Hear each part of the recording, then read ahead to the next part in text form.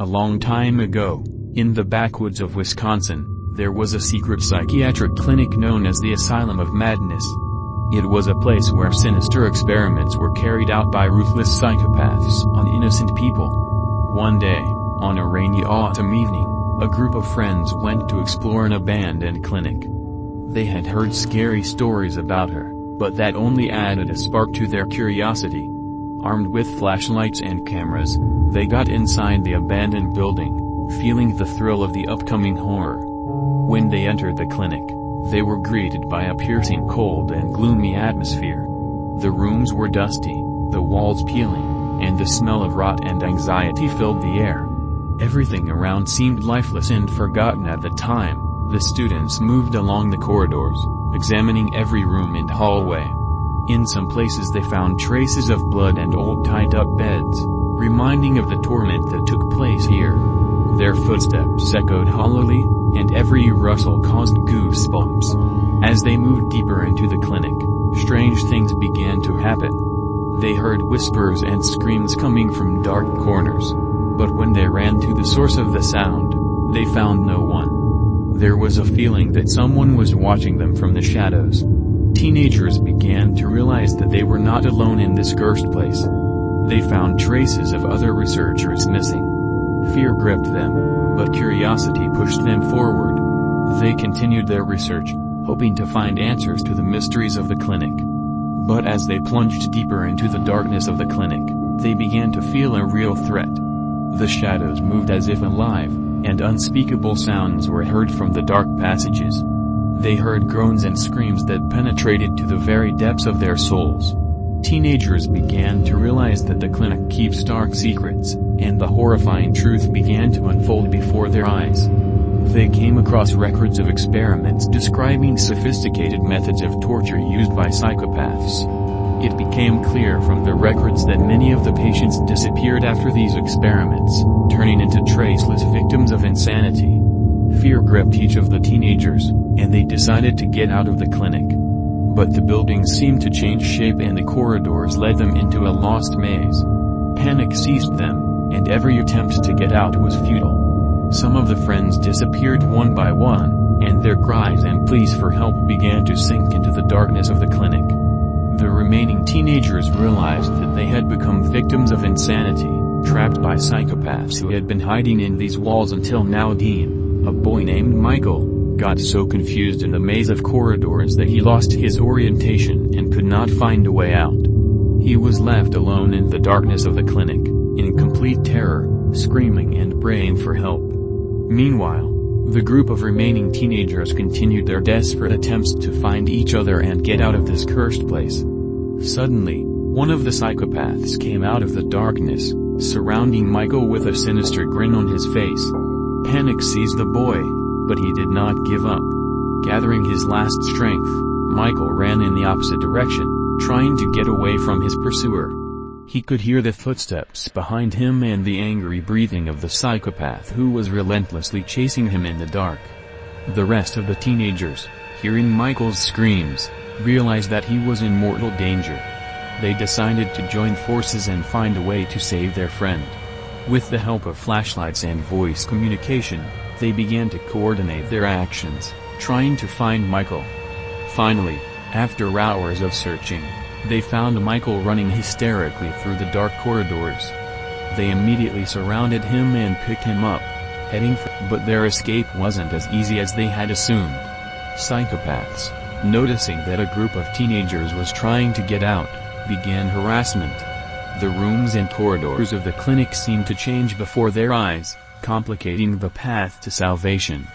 Every step was an unpredictable challenge, and they didn't have time to stop. One of the teenagers, named Emily, was unlucky. While escaping from psychopaths, she found herself thoroughly frightened and entangled in a maze of corridors. Unable to run anymore, she tried to hide in one of the rooms. Emily burst into the nearest room and locked the door behind her.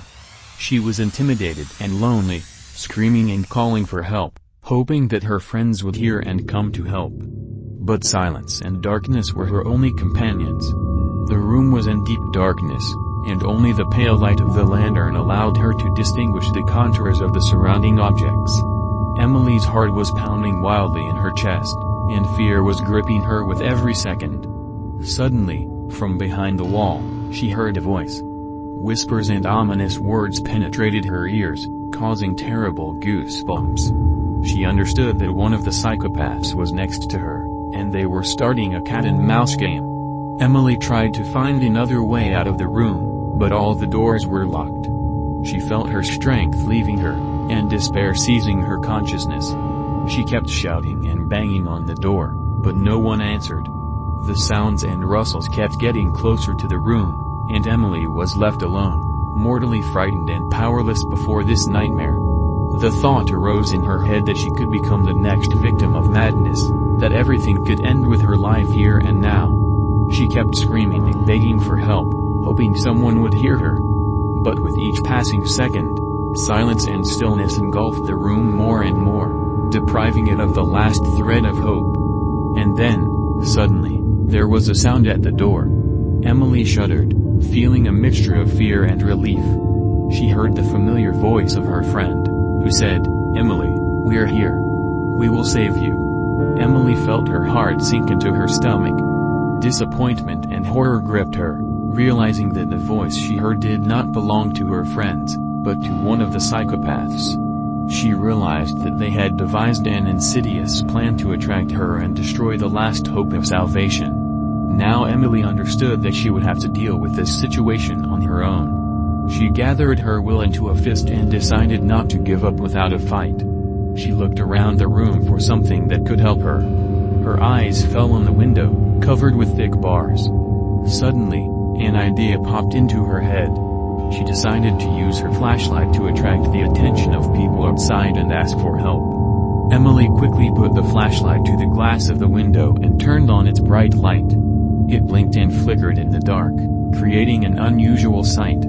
She started screaming and banging on the glass, hoping that someone would hear her call. Suddenly, she heard the sound of breaking glass. Some of her friends, who were also looking for a way out, heard her screams and noticed the flashing light of a lantern. They decided to follow this source and find Emily. Faced with the threat, Emily felt fear again, but now she had hope for salvation. Her friends, realizing the danger, devised a clever plan to distract the psychopaths and help Emily get out of the trap. They decided to use the fact that psychopaths were busy harassing other members of the group. One of the friends boldly came out of hiding and started shouting and attracting the attention of psychopaths. He was rushing around the room, provoking them to concentrate on him. Meanwhile, other teenagers, including Emily, used this moment to sneak to the exit.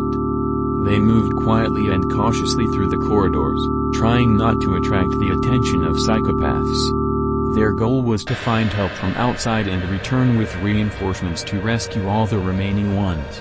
Fortunately, they were able to get to the exit and got out. They wasted no time and immediately called the police to report the situation and ask for help. Soon the police arrived at the scene and arrested the psychopaths, freeing a group of teenagers from the nightmare. Emily and her friends experienced terrible moments, but thanks to courage, determination and mutual support, they were able to survive this nightmare. Their story has become an example of how solidarity and ingenuity can help to resist the dark forces and gain freedom. Thank you for your interest in the story. I'm glad you liked it. To get more interesting stories and chat with you, don't forget to subscribe to our channel and like it. Your comments and interactions motivate us to create even more content. See you soon.